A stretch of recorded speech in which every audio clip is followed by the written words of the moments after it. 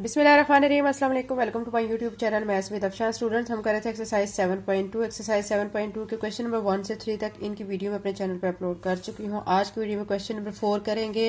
ये वर्टिसेस, आपको पता है वर्टिसेस जो है वो प्लूरल फॉर्म किसकी है? वर्टिक्स की। ठीक है, वो कह रहे हैं आपको रोम्बस शेप के वर्टिसेस जो हैं वो ए बी सी डी, ये आपको पॉइंट्स गिवन है। Show that its diagonal bisect each other. अब ये तो कंफर्म है कि उसके जो डायगोनल्स ड्रा हम करेंगे वो बाइसेक्ट करते हैं एक दूसरे को, लेकिन यह हमने शो करके दिखाना है। शो कैसे करेंगे हम? अब हम क्या करेंगे, मिड पॉइंट जो है वो दोनों डायगोनल्स का फाइंड करेंगे। ठीक है, मिड पॉइंट फार्मूला लगाकर अगर दोनों का जो है मिड पॉइंट फार्मूला लगाने के बाद मिड पॉइंट सेम आ जाता है, इट्स मीन के डायगोनल्स एक दूसरे को बाइसेक्ट करते हैं। ठीक है, ये फाइंड करना है। इसमें दो चीजें बच्चों फाइंड करनी है।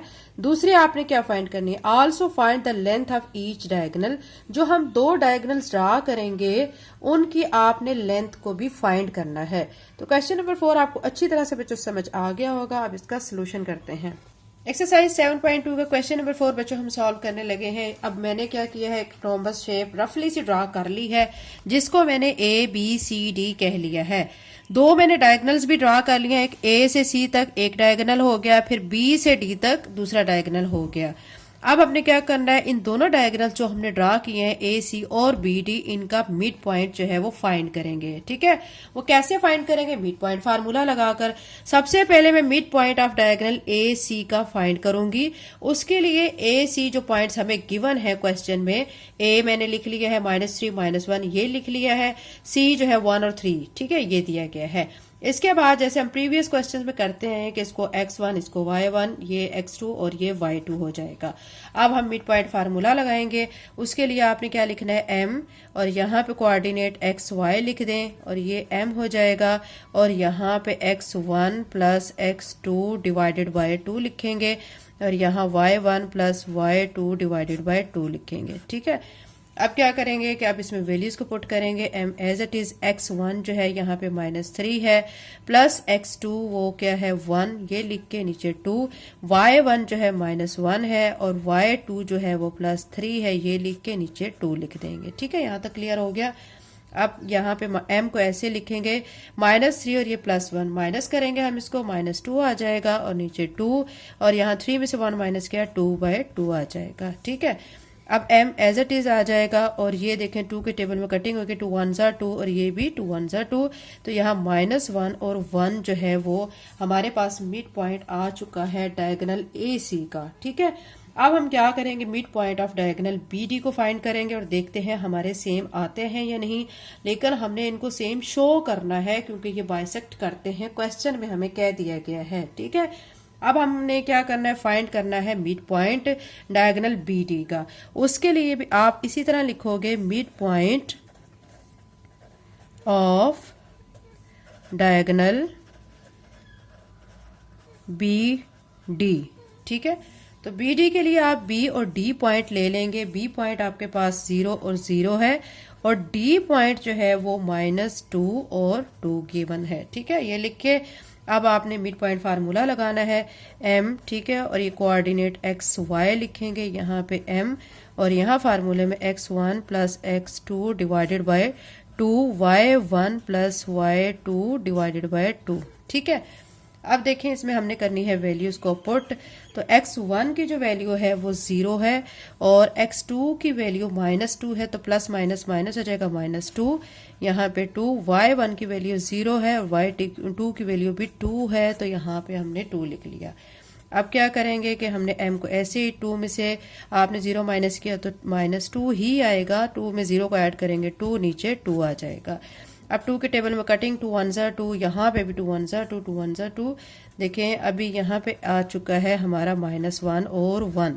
आप देख सकते हैं हमारे जो दोनों डायगोनल्स हमने जो ड्रा किए थे उनके जो मिड पॉइंट है वो सेम आ चुके हैं। आप देख सकते हैं कि पहले हमारा ये वाला मिड पॉइंट आया था, ये देखें। ठीक है, फिर उसके बाद हमारा ये आ चुका है। ठीक है, डायगोनल बी डी का मिड पॉइंट। तो दोनों के हमारे जो मिड पॉइंट है दोनों डायगोनल्स के सेम आ चुके हैं। तो फिर हम इसमें यहाँ पे क्या चीज लिख देंगे, हम यहाँ पे लिखेंगे as mid points of both diagonals are same so they bisect each other. ठीक है, ये एक चीज तो हमने क्लियर कर दी है। अभी हमें उन्होंने कहा है कि हमने जो डायगोनल जो ए सी और बी डी फाइंड किया है उसके हमने लेंथ को भी फाइंड करना है। ठीक है, मिड पॉइंट तो हम फाइंड कर चुके हैं, लेकिन अब इसकी लेंथ को भी फाइंड करना है। तो अब इसकी लेंथ को फाइंड करते हैं। डायगोनल ए सी जो है उसका मतलब है कि अब हमने ए से सी तक का डिस्टेंस फाइंड करना है। उसके लिए आपने डिस्टेंस फार्मूला लगाना है। तो अब सबसे पहले तो आप ए और सी पॉइंट उसके लिए लिख लेंगे। ये मैं यहाँ पे लिख चुकी हूँ। अब आप क्या करेंगे, डिस्टेंस फार्मूला लगाएंगे जो कि ए सी किसके इक्वल हो जाएगा, x2 minus x1 whole square plus y2 minus y1 whole square. ठीक है, अब हमने प्रीवियस क्वेश्चंस की तरह इसको x1, इसको y1, इसको x2 और इसको y2 कह लेना है। वैल्यूज को पुट करेंगे। x2 की वैल्यू आप देख सकते हैं 1 है और x1 की वैल्यू क्या है आप देख सकते हैं -3 है। क्योंकि यहाँ पे माइनस है तो माइनस माइनस प्लस हो जाएगा, +3 इसका स्क्वायर प्लस y2 जो है यहाँ पे 3 है माइनस y1। ठीक है, अब माइनस और ये y1 जो है -1 है तो ये माइनस माइनस हो जाएगा प्लस। अब क्या करेंगे, 1 में 3 को ऐड करेंगे 4 इसका स्क्वायर प्लस 3 में 1 को ऐड करेंगे 4 इसका स्क्वायर। ठीक है, यहाँ तक हो गया क्लियर। अब क्या करेंगे, स्क्वायर का ओपन करेंगे, 4 को 4 से मल्टीप्लाई करेंगे 16 आ जाएगा। अगेन 4 को 4 से मल्टीप्लाई करेंगे 16 आ जाएगा। अब 16 में 16 को ऐड करेंगे तो 32 आ जाएगा। इसके बाद बच्चों आपको मैं एक तरीकाकार बता चुकी हूँ, इनके फैक्टर्स आप इस तरह कर लिया करेंगे। देखें 32 है, यहाँ पे रफ वर्क करके दिखा रही हूँ। 2 1 jar 2, 2 6 jar 12, 2 8 jar 16, 2 4 jar 8, 2 2 jar 4, 2 1 jar 2। अब देखें यहाँ पे ये 2 2, ठीक है, इसका एक पेयर बन गया और एक इसका, यानी स्क्वायर में ये स्क्वायर में हो चुका है, ये स्क्वायर में ये सिंगल है। जो स्क्वायर है ना बच्चों, मैं आपको पहले भी बता चुकी हूँ पिछली वीडियोस में, तो वो जो स्क्वायर है स्क्वायर रूट की वैल्यू से कट जाएगा। ठीक है, तो बाकी बाहर जो है एक 2 आ जाएगा, एक और 2 आ जाएगा और एक सिंगल हमारा जो 2 है वो अंदर ही रह जाएगा। ठीक है, तो ये अंदर ही रह जाएगा। अब जो बाहर हमारे पास 2 2 आ चुके हैं मल्टीप्लाई होके 4 बन जाएंगे और ये 2। इसके साथ आप बच्चों क्या लिख दें, यूनिट्स, क्योंकि आपको बताया था शेप्स के साथ जो आंसर्स आते हैं उनमें आपने यूनिट से लिख देना है। ठीक है, ये हम ए सी फाइंड कर चुके हैं, यानी ए सी हमारा आ चुका है। अब हमने बी डी को फाइंड करना है।